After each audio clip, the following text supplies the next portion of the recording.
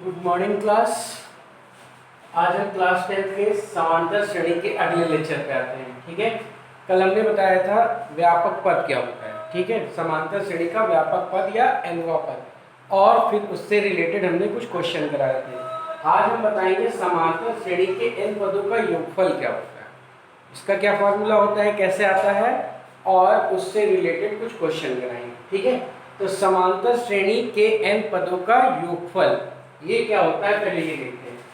समांतर श्रेणी का पहला पद ए ले लेते हैं, सर्वांतर डी है, एनवा पद जो है एल से डिनोट किया जा रहा है। एन पदों के योगफल को एसएन लिखते हैं, तो एसएन क्या है, एन पदों का योगफल है।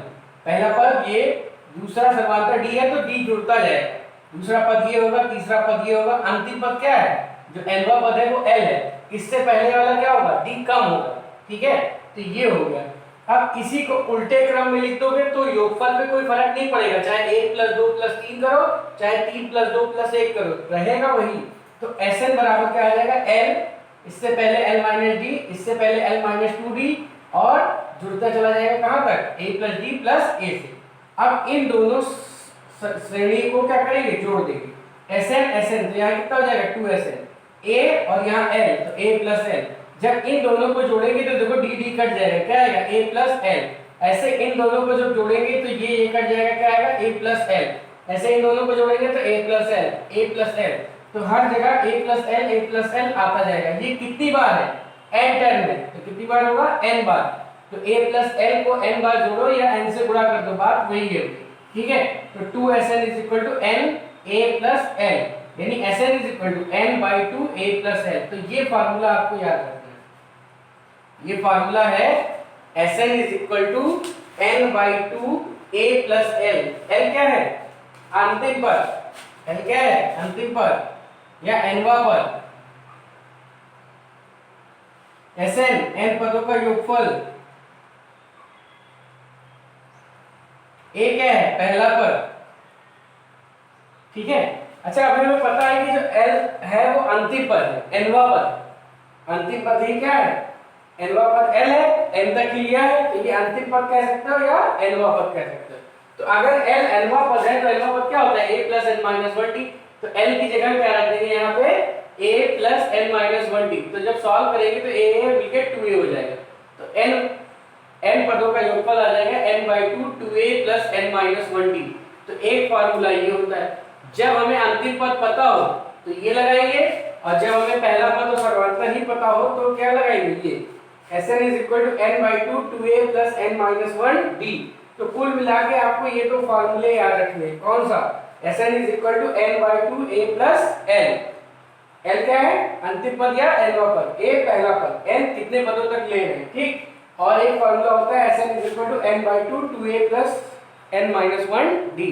ठीक है, ये n पदों का योगफल का फार्मूला ये भी है और ये भी है। ठीक, ये अंतिम पदों के फॉर्म में है और ये प्रथम पद और सर्वांतर के फॉर्म में। ठीक, तो इन दोनों फार्मूलों को हमें क्या करना है, याद रखना है। इन दोनों फार्मूलों को हमें क्या करना है, याद रखना है।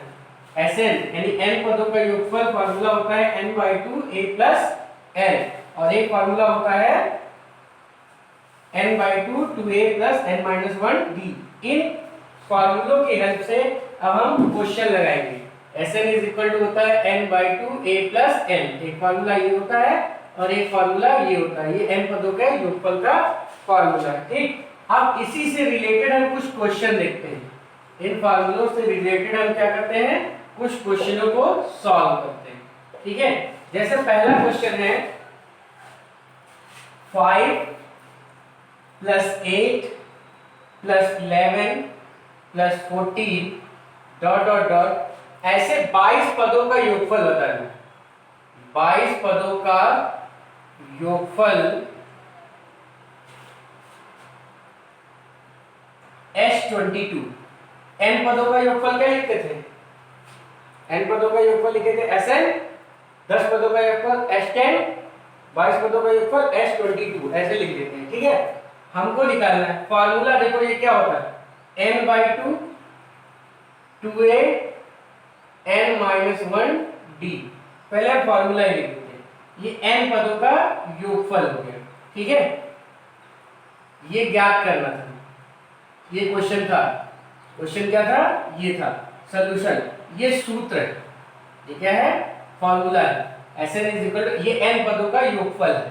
ठीक, तो देखो यहाँ पे कितने पदों का योगफल निकालना है? 22 पदों का योगफल निकालना है। कितने पदों का निकालना है? 22 पदों का। तो n का मान क्या रखेंगे? 22। a क्या है? पहला पद, यानी कितना है? 5। d कितना है? 5, 8 माइनस 5 यानी 3, या 11 माइनस 8 या 14 माइनस 11, समांतर श्रेणी इसके बराबर है।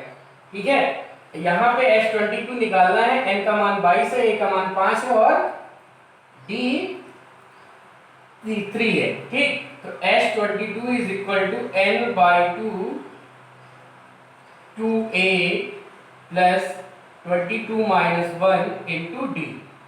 ठीक, अब इसी को सॉल्व कर लेंगे, ये आ जाएगा 11, 10, ये 21 इंटू 3 63, ये जाएगा 11 इंटू 73 803, ये आंसर है।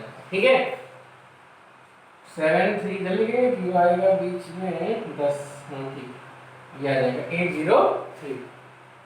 तो हमें क्या करना था? 22 पदों का योगफल निकालना था। यहाँ लिखा है, क्या लिखा है? 22 पदों का योगफल, तो यानी S22 हमें निकालना है। कितने पदों का निकालना है? 22। तो n का जगह हम क्या रखेंगे? 22।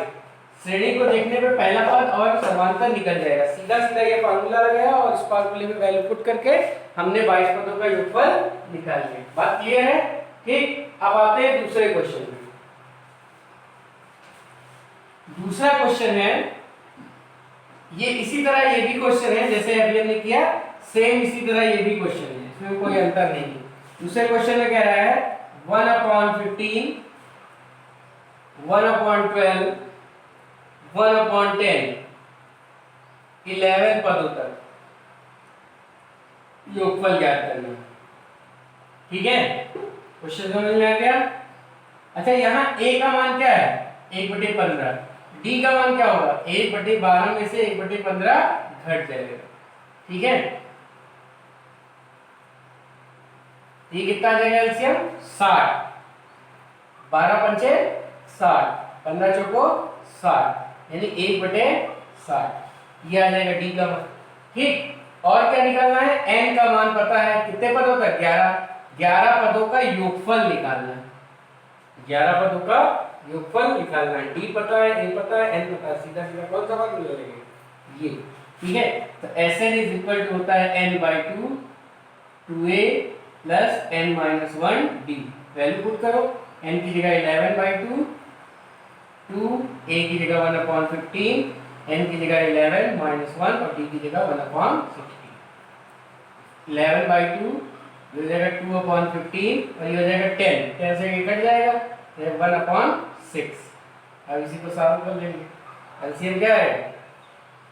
12 बचे 60, यानी 60 नहीं 15 चौको 60, हाँ 60 आ जाएगा। ठीक है, तो इसको 4 से गुणा करेंगे और इसको 10 से गुणा करेंगे, फिर हो जाएगा 11/2 गुणे 18/60, 60 नहीं आएगा। ठीक है, ये आ जाएगा, ये इससे कट जाएगा 9, तो 99/60, इससे काट देंगे 3, 33/20, एक सही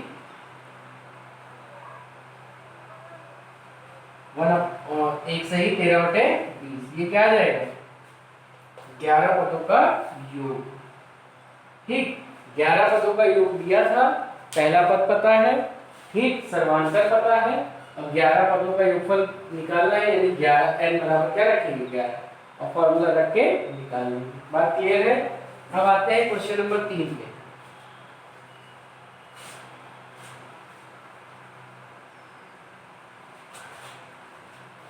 क्वेश्चन नंबर 3 क्या है देखते हैं। क्वेश्चन नंबर 3 कह रहा है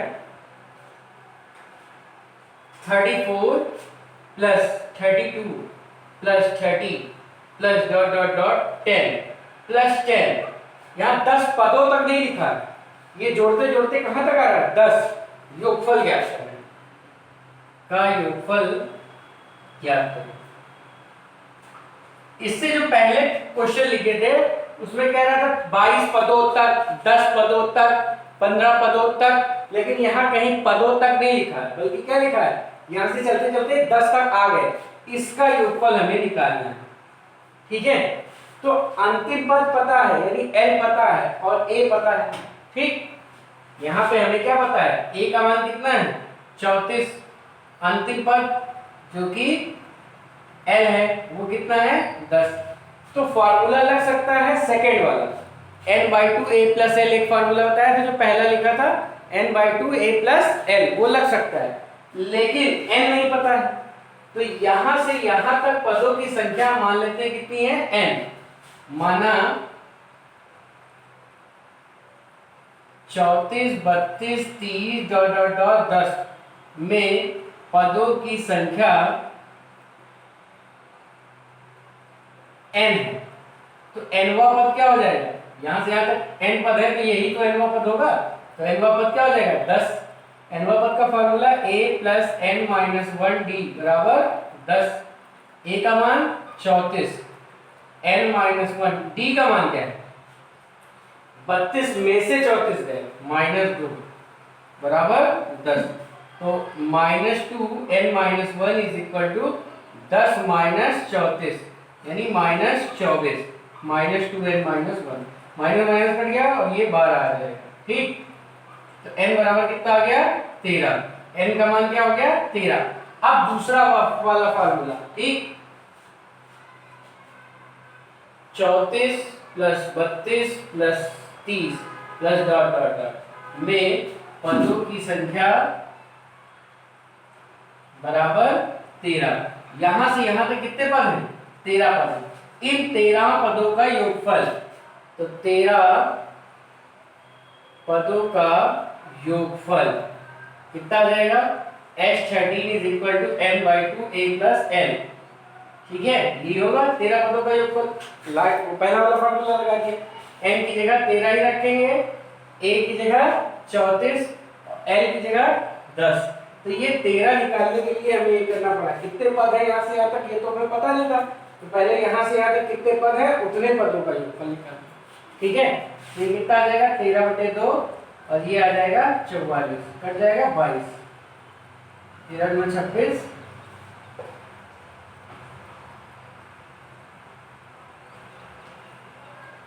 286,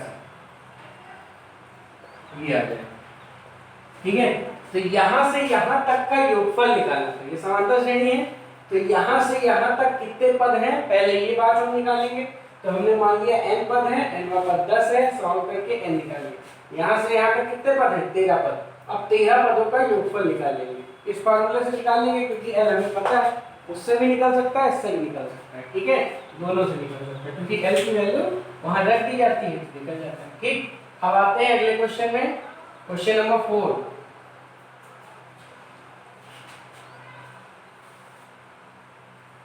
क्वेश्चन नंबर 4 में कह रहा है 100 और 200 के बीच, 100 और 200 के बीच सभी विषम संख्याओं का योग। 100 व 200 के बीच सभी विषम संख्याएं क्या क्या होंगी।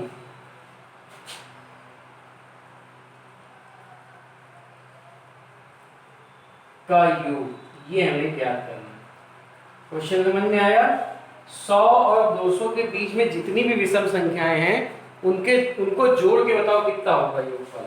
ठीक है, तो देखते हैं सॉल्यूशन। 100 व 200 के बीच विषम संख्याएं कौन कौन सी हो जाएंगी, 101, 103, 105, चलते चलते 200 यानी 199, 197, यही तो होगी। 100 और 200 के बीच विषम संख्याएं, इनका योगफल निकालना है हमको। क्या निकालना है, इनका योगफल। तो यहां से यहां तक कितनी संख्याएं हैं, क्योंकि n का मान तो हमें पता नहीं है, इतने पदों तक कितने पद हैं, यहां से यहां तक कितने पद हैं पहले ये निकालेंगे। ठीक है, तो माना 100 व 200 के बीच n विषम संख्याएं हैं। कितनी विषम संख्याएं हैं? n विषम संख्याएं। a का मान क्या है? 101। d का मान कितना है? 2। l का मान या nवा पद क्या है? n विषम संख्याएं है तो nवा पद क्या है?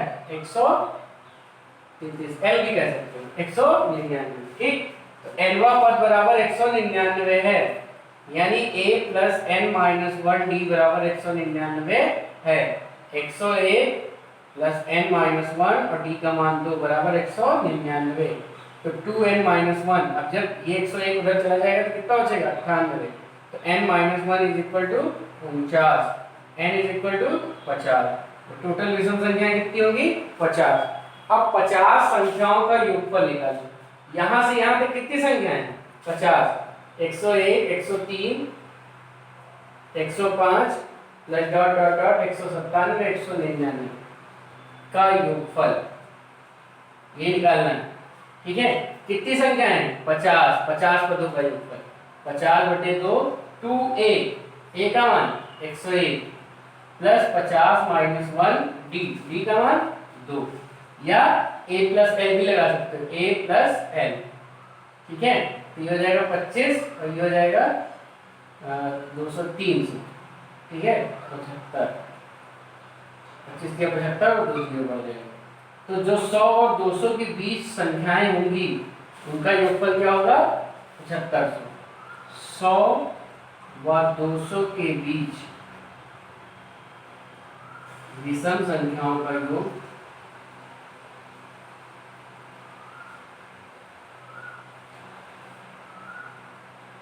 बराबर 7500। ये करना है कुल मिलाकर। ठीक है, तो 100 और 200 के बीच पहले निकालेंगे कितनी संख्या होंगी।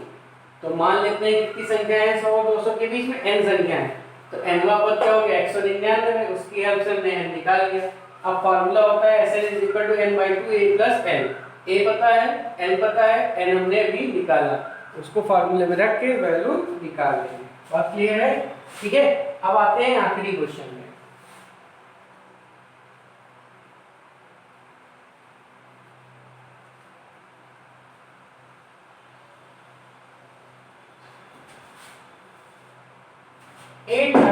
A3 देखो, A3 दिया है यानी तीसरा पद दिया है।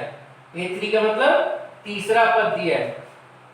S10 दिया है यानी 10 पदों का योगफल दिया है। क्या दिया है? 10 पदों का योगफल दिया है। D की वैल्यू पूछा है और इसके बाद A10 की वैल्यू पूछा है। ठीक, S3 दिया है, मतलब क्या हुआ? A3 का मतलब क्या हुआ? तीसरा पद, यानी a + 3 - 1 d। अगर a पहला पद हो और d सर्वांतर हो तो ये आ जाएगा 15, यानी a + 2d = 15। समीकरण 1 बना के छोड़ दो। 10 पदों का योगफल 125 दिया है। 10 पदों का योगफल क्या आ गया? 125। फार्मूला क्या होता है? S10 बराबर 10/2, पहला पद a ही माने थे, सर्वांतर d माने थे, बराबर 125। ठीक है, तो 2a + 9d बराबर 125 गुणे 2 बटे, या ऐसे काट दीजिए 5 है। ठीक है, तो 5 उधर चला जाएगा बटे में, तो 2a + 9d बराबर 25। ठीक है, ये दूसरी समीकरण हुई। अब इन दोनों देखो, A3 दिया था यानी तीसरा पद दिया था, एक समीकरण बन गया। 10 पदों का योगफल दिया था, एक समीकरण बन गई। अब इन दोनों समीकरण से हम क्या करेंगे? a और d की वैल्यू निकाल सकते हैं। निकाल सकते हैं, नहीं निकाल सकते? दो समीकरण है, दो वेरिएबल हैं, तो हम क्या करेंगे? इन दोनों की हेल्प से a और d की वैल्यू निकाल सकते हैं। ठीक, तो हम क्या करेंगे? समीकरण 2 माइनस समीकरण 1 गुणे 2। समीकरण 2 लिखो और समीकरण 1 को 2 से गुणा करो, यानी 2a + 4d + 30 और फिर घटा दो। तो ये 2a कट गया, ये कितना बचा? 5d, और ये कितना बचा? -5। तो d की वैल्यू क्या आ गई? -1। d की वैल्यू क्या आ गई? -1। ठीक है, अब पहला पद भी नहीं पता है, d का मान d बराबर -1 समीकरण 1 में रखने पर तो डी का मान जब समीकरण 1 में रखोगे तो a minus 2 is equal to 15 यानी a इक्वल टू 70। a का मान क्या आ जाएगा 70। अब हमें क्या निकालना है 10वां पद a10 बराबर 10वां पद यानी a प्लस 10 माइनस 1 d। यही तो होता है a की वैल्यू 70 प्लस 9 इंटू माइनस 2 यानी 17 माइनस 18 यानी माइनस 1। तो 10वां पद क्या आ जाएगा माइनस 1। ठीक है, तीसरे क्वेश्चन को समझते हैं। तीसरा पद दिया था, मान लेते हैं समांतर श्रेणी का पहला पद a है, सर्वांतर d है। ना हमें पहला पद पता है ना सर्वांतर पता है, तो समांतर मान लेते हैं। माना समांतर श्रेणी का पहला पद a व सर्वांतर d है। ठीक है, ये मान लेते हैं। तो a3 दिया है, मतलब तीसरा पद क्या दिया है 15। फॉर्मूले से तीसरा पद निकालेंगे तो a प्लस 3 माइनस 1d होता है। ठीक, तो a प्लस 2d बराबर 15 आ गया। और 10 पदों का योगफल s लिखा है, s क्या है मतलब योगफल है। तो 10 पदों का योगफल जो दिया है वो क्या दिया है 125। 10 पदों का योगफल होगा क्या, फार्मूला क्या होगा 10 पदों का योगफल 10 बटे 2 2a 10 माइनस 1d। पहला पद a और सर्वांतर d माने थे, तो n by 2 2a plus n minus 1d होता है। n की जगह यहाँ क्या है 10, तो 10 बटे 2 2a plus n minus 1d। Solve करके एक समीकरण बन गई। एक समीकरण ये थी, एक समीकरण ये थी। दोनों को सॉल्व करके a और d का मान निकाल लिया। तो क्वेश्चन में d का मान निकालना था, तो एक क्वेश्चन तो हो ही गया। फिर कह रहा था कि हमें 10वां पद बताओ, तो 10वां पद क्या होगा a plus n minus 1d। 10वां पद होता है, तो 10वां पद क्या होगा a प्लस 10 माइनस 1d। ये 10वां पद हो जाएगा। ठीक, 10वां पद फॉर्मूले में हमने a और d की वैल्यू रख के निकाल लिया। ठीक, बात समझ में आई। तो इस तरह हम क्वेश्चनों को करेंगे। ठीक है, कुछ क्वेश्चन और बता देते हैं, दो क्वेश्चन, और फिर कल हम इसी के क्वेश्चन और भी बताएंगे। ठीक है, ज्यादा से ज्यादा क्वेश्चन इसके लगाएंगे हम लोग, तो ज्यादा से ज्यादा प्रैक्टिस होगी। ठीक है, जैसे ये दिया है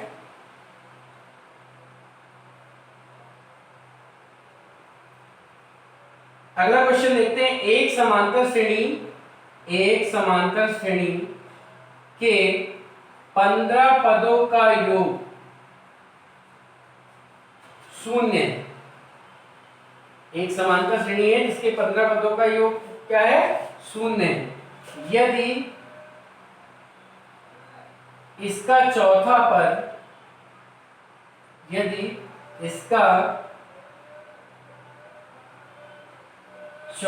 पद 12 हो तो 12वां पद ज्ञात करो। ठीक है, ये क्वेश्चन देखते हैं। उसी से जैसे अभी हमने किया उसी से मिलता जुलता है। एक समांतर श्रेणी है, इसका 15 पदों का योगफल दिया है। क्या दिया है 15 पदों का योगफल कितना है 0।